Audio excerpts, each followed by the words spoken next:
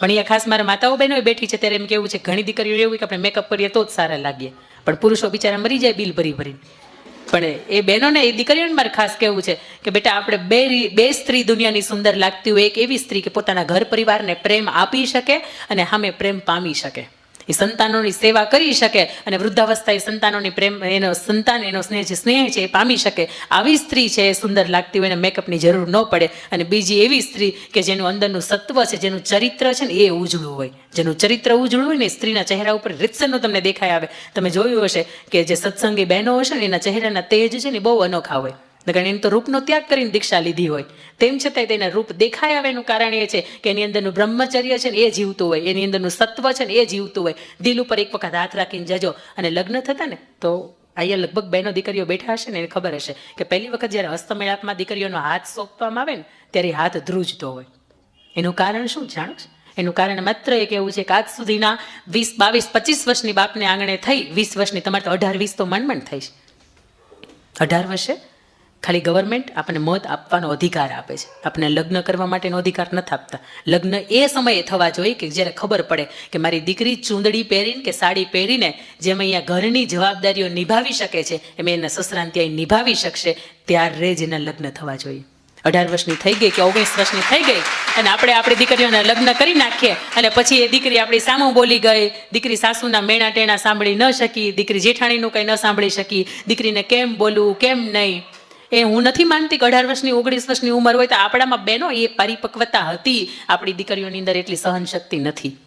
અને સહનશક્તિ નથી ને એટલા માટે હું માનું છું કે એક વખત ગાંઠ બાંધજો, મારી દીકરીને 20 વર્ષ પહેલાં તો લગ્ન નહીં જ થવા દો. અને તમે એમ કહો કે ઘરના પુરુષને કે 20 વર્ષની દીકરીને ભલે સગપણ નક્કી કરી નાખો, પણ ઘરને આંગણેથી જ્યારે મંડપ પહોંચીને એ દીકરી વળવી જોઈએ ને ત્યારે 20 વર્ષની તો ઉંમર થવી જ જોઈએ. ખાસ એટલા માટે હું કહું છું કે 20 વર્ષની ઉંમર હોય ને થોડીક પરિપક્વતાની ઉંમર હોય કે સાસુ કદાચ એમ કહી દે કે તારે એમ નથી કરવાનું તો એને લાગી ન આવે, એને એમ ન વિચાર આવે કે આ તો બધા મારે આપઘાત કરી લેવો જોઈએ, મરી જવું જોઈએ, એમ સમજાય છે?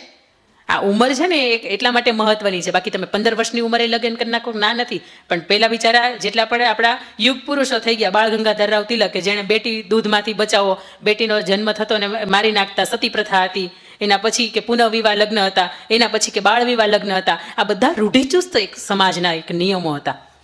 અને તમને કદાચ એમ થાય કે 18 વર્ષની દીકરી થઈ ગઈ ને આપણે સાસરે વળાવી દઈએ કે આપણે જવાબદારીમાંથી છૂટા, યાદ રાખજો બહેનો કે ડબલ જવાબદારી છે તમારી. કારણ કે 1-2 વર્ષ ખમી જવા હાટુથી દીકરીની થોડીક પરિપક્વતા આવશે, એની બુદ્ધિ કામ કરતા શીખશે કે મારી મા મને રોકે ટોકે છે, મારી સાસુ ટોકે, એમાં કંઈ નવાઈ નહીં. આ તો 18 વર્ષની ઉંમર એટલે આપણે લાડકોડમાં જ રાખ્યા હોય, કોઈ દી કંઈ ખીજવાનું તો આવતા જ ન હોય. એમાંય તે એ સમયની અંદર આપણે જ્યારે દીકરીના વિવાહ કે સગપણ નક્કી કરતા હોય ત્યારે હું નથી માનતી કે ખરેખર એ સાસરે રહી શકવામાં એને સાડી પહેરતા આવડતી હોય, એનો મતલબ એવો બિલકુલ નથી કે સાસરે જઈને સાડી પહેર્યા પછીની જેટલી જવાબદારીઓ હોય ને એ પણ એને નિભાવતા આવડે. એના માટે અમુક ઉંમરની જરૂરિયાત છે. અને આજે આવા સેમિનાર મને કદાચ ત્યાંથી અહીંયા બોલાવવામાં આવે તો એનું કારણ એ જ હોય કે તમને જાહેરમાં હું કહી શકું કે દીકરીના નાનપણથી તો લગ્ન ન જ કરો.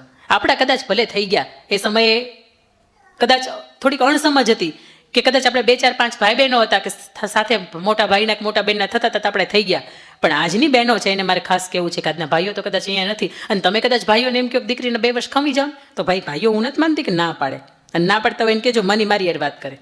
પણ જ્યાં સુધી દીકરી 19-20 નથી વટાવતી ત્યાં સુધી એક નક્કી કરજો કે મારી દીકરીના લગ્ન નહીં જ કરું. અને સૌથી પહેલાં કે આપણી ઘરે આંગણે દીકરીનો જન્મ થાય. કોઈ એમ મા બાપ બેઠા છે કે જેને ખરેખર સંતાનમાં 2, 3 અથવા તો 4 દીકરીઓ છે? કેટલા મા બાપ છે? આ મા બાપને એક વખત તાળીઓથી વધાવો. મેં સાહેબ ઘણા એવા ફંક્શન જોયા છે કે જે ગામની અંદર 2 અથવા તો 2 થી વધારે દીકરીઓના મા બાપ હોય ને એના મંચ ઉપર જાહેરમાં સન્માન કરવામાં આવે છે. એટલા માટે કે આ સમાજ આજનો એટલો બધો શિક્ષિત થઈ ગયો છે કે જે સમાજને ખરેખર દીકરી બીજી અથવા તો ત્રીજી જોતી જ નથી. મોરબીની અંદર એક મિલેનિયમ ટાઇલ્સ છે, સિરામિકનો ઉદ્યોગનો બિઝનેસ કરે છે, નીતિનભાઈ પ્રજાપતિ છે. એના ઘરે 2 દીકરીઓ છે અને એના પછી જ્યારે ત્રીજા વખતે એમના પત્નીના ગર્ભાવસ્થા રહી ત્યારે એમણે એક મનોમન માનતા કરી હતી કે મારે ત્રીજી પણ જો દીકરી આવે ને તો ભગવાન હું તારા ચરણની અંદર કંઈક સારું કંઈક સત્કાર્યનું કામ કરીશ. અને એના મિત્રોએ માનતા કરી હતી કે ભગવાન હવે ત્યાં આપે ને તો દીકરો આપે. પણ અત્યારે કદાચ આ જન્માષ્ટમી હમણાં જે ગઈ ને એમાં 3 વર્ષે દીકરી વૃંદાને પૂર્ણ થયા, એને ત્યાં ત્રીજી દીકરી આવે છે. અને હડમતિયા ધામ છે ત્યાં 2,51,000 રૂપિયા રોકડા લખાવે છે કે મારા સ્વસ્થ સુંદર અને સરસ મજાનું એક પણ જાતની અવરોધ કે સંકટ વગર ત્રીજી દીકરીનો જન્મ થયો છે એ નિમિત્તે 2,51,000 હું અહીંયા ધરું છું. ત્યારે અંદર જે પૂજા કરતા હતા ને એ લોકોને એમ હતું કે દીકરી ભૂલમાં શબ્દ લખાઈ ગયો છે, ત્રીજો એટલે દીકરો લખાવો જોઈએ અને દીકરી લખાઈ ગયો છે. ત્યારે પૂજારી એ લોકો એવું કીધું હતું કે નીતિનભાઈ તમે ભૂલ કરી છે, આ શબ્દ દીકરો લખવાનો હતો દીકરી લખાઈ ગયો છે. ત્યારે નીતિનભાઈ એવું કીધું હતું કે નહીં, મારે ખરેખર સંતાનમાં ત્રીજી દીકરી આવી છે ને એટલા માટે હું 2,51,000 ધરું છું. આવા પેઢીને મા બાપ હજી જીવે છે. અને મારે આંગણે પણ મારે જોડવા દીકરીઓ 2 છે અને 3.5 વર્ષની, એટલા માટે હું કુખ્યાથી બોલી શકું કે 2 કે 3 દીકરીઓના મા બાપ હોય ને ખરેખર આજના સમયની અંદર ભાગ્યશાળી છે. કારણ કે ડૉક્ટર એમ કે પહેલો તો દીકરી છે તો બીજી વખત એટલે તરત મનની અંદર વિચાર આવે કે આપણે તો ભણેલા છીએ, બરોબર છે, બીજી દીકરી તો હોવી જ ન જોઈએ, ત્રીજી દીકરી તો હાવ ન હોવી જોઈએ. મેને પાયલ હે છનકાઈ અબ તો આજાત ઉપર જાય, એ કોણે ગાયું હતું? હા, ફાલ્ગુની પાઠક, હે ને? ફાલ્ગુની પાઠક જ ને, હું ભૂલ ન કરતી હોય તો. ફાલ્ગુની પાઠક એના પપ્પાને ત્યાં ચોથું સંતાન એટલે ચોથી દીકરી. થોડી મોટી થાય એના પપ્પાને કે પપ્પા તમે મુરઝાયેલા કેમ રહ્યો છો, કઈ ચિંતા છે? એટલે કે ના ના બેટા, પણ મને થોડુંક એવું હતું કે તું દીકરો થઈને આવ્યો હોત ને તો સારું હતું. આ 3 દીકરીઓ છે ને ઉપર ઢંકાઈ જાવ, આપણે આવો શબ્દ વાપરીએ કે ઢંકાઈ જાય. તો 4 દીકરીઓ હોય તો હું કઈ ખુલ્લી છે? 4 દીકરીઓ ઢંકાયેલું જ તમારું ઘર છે, તમારું છતને ઢાંકીને રહી છે. ચોથી દીકરી હતી ત્યારે 5-7 વર્ષની ફાલ્ગુની પાઠક હતી, નક્કી કર્યું કે બાપુ આમાં બીકવાનું ન હોય, આમાં કંઈ ડરવાનું ન હોય અને આમાં કંઈ નિસ્તેજ કે ચહેરો ઉતરી જાય એવું કંઈ ન હોય. તમે ચિંતા શું કરો, દીકરો નથી એટલે હું પણ દીકરાને જેમ જીવીશ. અને એ ખરેખર દીકરાને જેમ જીવી 2017ની અંદર હમણાં જે મેં તમને કહ્યું એમ કે દાદા સાહેબ ફાળકે એવોર્ડ છે એમને એનાયત થયો. અત્યારે એની 54 વર્ષની ઉંમર છે, લગ્ન નથી કર્યા અને મા બાપને સાચવે છે. જરૂરી નથી કે દીકરો હોય એ જ સાચવે, દીકરીઓ હોય એ સાચવે. અને બીજું કે ઘણા પરિવારને એવું હોય કે દીકરીઓ હશે તો ભણવાનો XYZ ને ખર્ચો, એટલું પણ મને એટલી ખબર પડી દીકરીને મા બાપ હોય ને એમાં દેવા નથી થતા. કારણ કે દીકરીને જ્યારે ભગવાન મોકલતો હોય ને નીચે જે પરિવારને કે જે આપણા દંપતીની વચ્ચે, ત્યારે ભગવાન એને એમ કહેતો હોય કે બેટા ચિંતા નહીં કરતી હો, તારા મા બાપનો ખ્યાલ હું રાખીશ, તારા બાપની માંથી એક રૂપિયાનું લેણું નહીં થવા દઈ, એનું ચિંતા હું કરીશ. અને દીકરાને જ્યારે મોકલતો હોય ને જે પરિવારની અંદર, ત્યારે દીકરાને એ ટકોરો મારીને કહેતો હોય જોજે હો મોકલું છું, વૃદ્ધાવસ્થા હેરાન ન થાય, બાપને તારે સાચવવાના છે. આ ભગવાને તે કંઈક કહીને મોકલતો હોય. અને દીકરીને કદાચ એ દીકરો હોય કે દીકરી હોય પણ આપણે ગર્વ જોઈએ કે મારું સંતાન છે ને હું એને શ્રેષ્ઠ બનાવીશ. એ કદાચ દીકરો હોય કે દીકરી હોય, કોઈ સ્વરૂપ હોય એનાથી ફેર નથી પડતો. એનાથી થોડીક દીકરી મોટી થાય એટલે મા બાપ સ્વપ્ન જુએ કે મારી દીકરી શું ભણશે, શું બનશે. દરેક મા બાપ હશે ને એની પાસે એક સ્વપ્ન હશે. અને કદાચ હું એવું માનું છું કે અહીંયા બેઠેલા માતાઓ છે એ નહીં ભણ્યા હોય એટલે એને કદાચ એક ખ્યાલ નહીં હોય કે કઈ ક્ષેત્રની અંદર મારી દીકરી છે એને મૂકી શકાય. અત્યાર સુધીમાં લગભગ દુનિયાના દરેક ક્ષેત્ર એવા હતા કે જ્યાં દીકરો હોય ને ત્યાં તે દીકરી હોય. આ પંખા ચાલુ કરવા કરી દેજો, થોડીક ગરમી થશે.